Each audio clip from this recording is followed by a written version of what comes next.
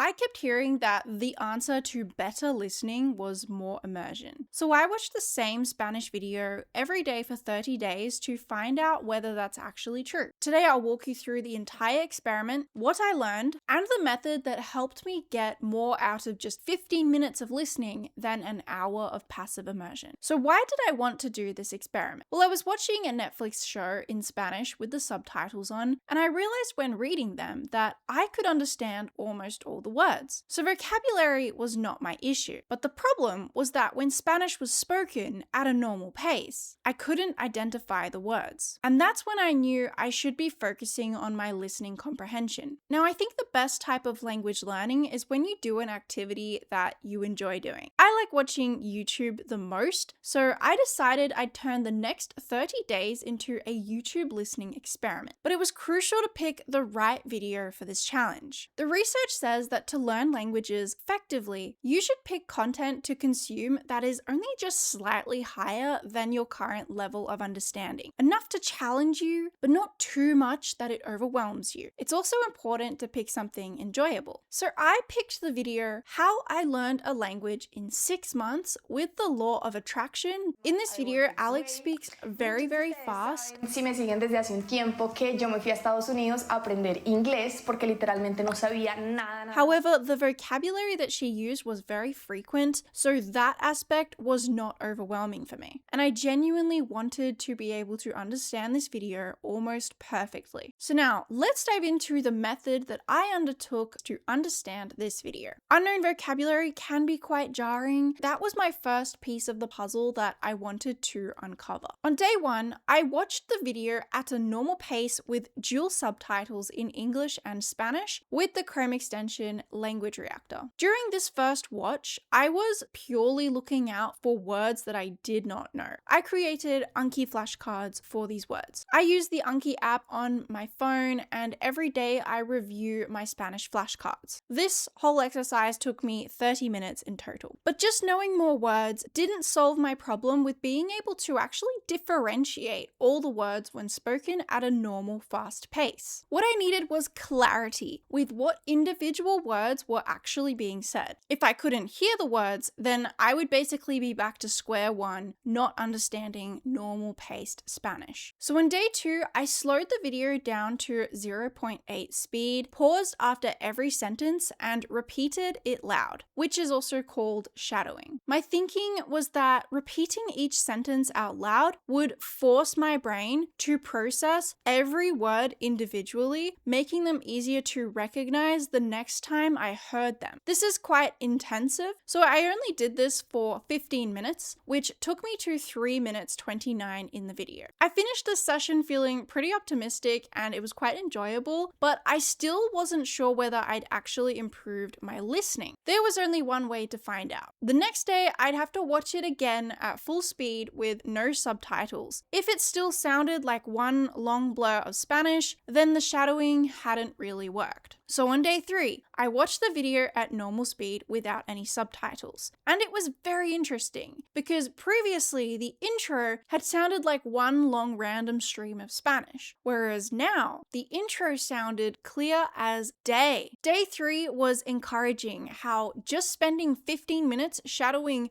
3 minutes of a video would cause me to understand so much more. And if you are thinking about trying this out for yourself, I've put together a free Notion guide with the steps I'd actually recommend after doing this experiment for myself. It includes the daily workflow, the tools I'd use, and a simple tracker to keep you consistent, which I have linked in the description below. But even after this breakthrough, I still had one big problem. Even though I could suddenly recognize far more individual words, I still couldn't catch the word conjugations and the tenses of the verbs being used. The tiny grammatical details were disappearing so quickly that the real meaning of sentences was still slipping past me. If I couldn't understand those little pieces, I'd never understand Spanish naturally, no matter how many words I knew. Essentially, I was lacking knowledge of the grammar to be able to understand proficiently. So, on day 4, I decided to slow my thinking down instead of slowing the video down, and I did some fine tuning. So what I'm doing now is just watching the video. I'm actually going through it grammatically. I'm kind of like listening out for every single word.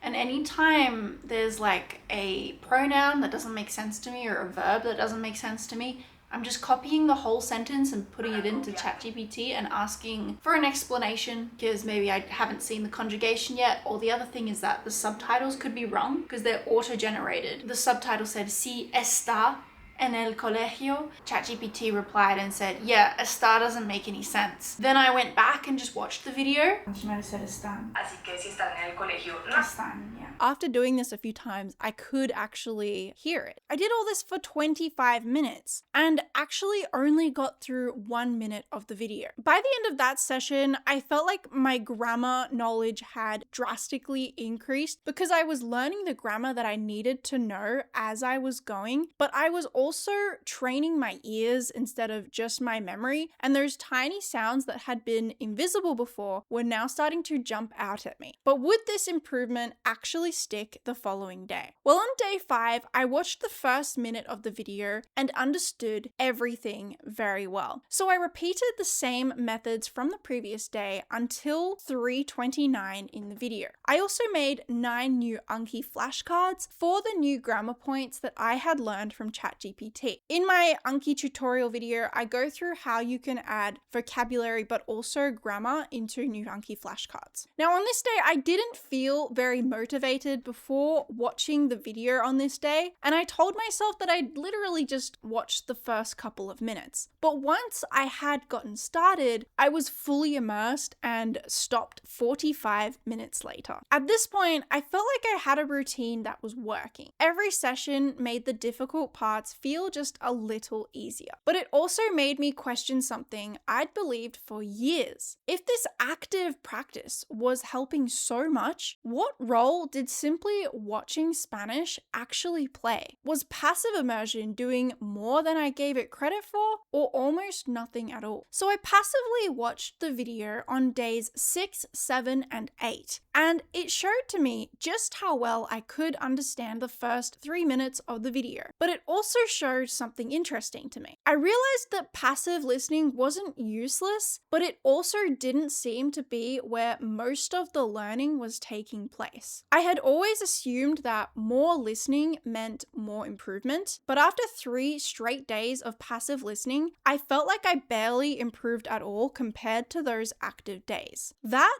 completely changed how I was thinking about immersion. But on day 9, for the first time, I ran into a problem that had nothing to do with Spanish. I did yet another deep dive from 3:29 to 4:49, and whilst I found it very helpful, my motivation was starting to fade. By this point, I knew the beginning of the video so well that watching it again was beginning to feel like a chore instead of something I looked forward to understanding. By day 11, I found myself going down a YouTube rabbit hole straight afterwards because I was craving literally anything different. But something unexpected and really cool happened too. By day 12, I'd watched the video so many times and in so much depth that I was randomly quoting entire sentences from it in the shower. And even now, I can still remember whole phrases from that video. So for example, I can remember, bienvenido unas más a la Vortex Way. Muchos de ustedes saben, si me siguen desde hace un tiempo, que me fui a Estados Unidos para aprender inglés porque literalmente no sabía nada, o sea, sabía,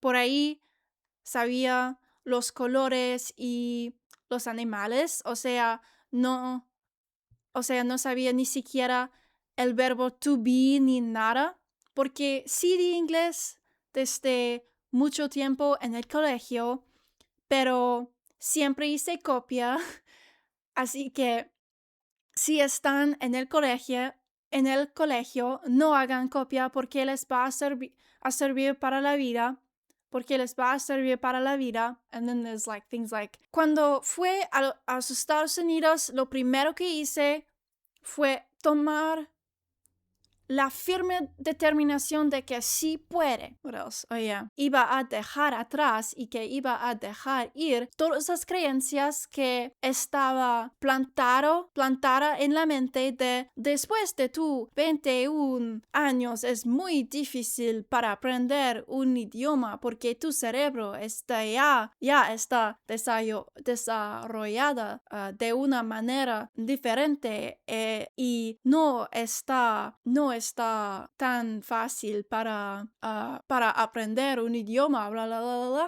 I would kind of just think of one word and then that sort of trigger like a whole sentence because I can just recall the video quite vividly. Like, muy chévere que se llama tandem. So not only had my listening improved, but my speaking had too. I'd absorbed so many words and expressions in context that they felt much easier to recall naturally. And for the remaining days of the 30-day challenge, there were some days where I tried a few different methods. One day I slowed down the video to 0.75 speed and mirrored the speaker, so I was speaking at the same time. Another time I watched the video on 1.5 speed to see if I could still understand. On day 27, I was trying to reinforce the past tense grammar patterns, so I watched a couple of minutes of the video and I noted down every instance of the past tense. But for the majority of the remaining days, I was still just so sick of the video that I was just watching it through once, passively, essentially to tick a box for the day, and I didn't notice much further improvement in my listening. So I have learned that going in depth on a video is very helpful, but it stops being as effective once I feel like I comfortably know the content, as it starts to feel a bit more like a chore and less fun. But also, given I noticed the most improvement when going in depth at particular moments in the video, it may even be fine to simply consume a different piece of content more often, but just go more in depth on the analysis of it. So for example, by changing the video after 1 week or even a few days could be better, as long as there is still that active component behind it. At the start of watching the video, I could barely follow its normal pace, but quite quickly I was able to change that. But I was also curious to know how this experiment would impact my listening comprehension of unrelated Spanish videos. And after this challenge, I have found it notably easier to understand other native videos now too, which is great. However, it's not perfect. I can't just understand any random YouTube Spanish video, but it still has proven to me that this method works. However, it does just need repetition with different pieces of content over time, because you can't learn a language overnight. It is a gradual progress that builds and compounds, and then you learn a new thing, and then you solidify that, and then you learn another new thing, and then you solidify that, and then you keep going. And you have to incrementally increase the difficulty level so that you don't plateau and you can keep learning and growing. But it hasn't been the only Spanish experiment that I've run. In this next video, I share another simple habit that actually made me much more comfortable thinking, writing, and even speaking in Spanish. So click here to watch that video next.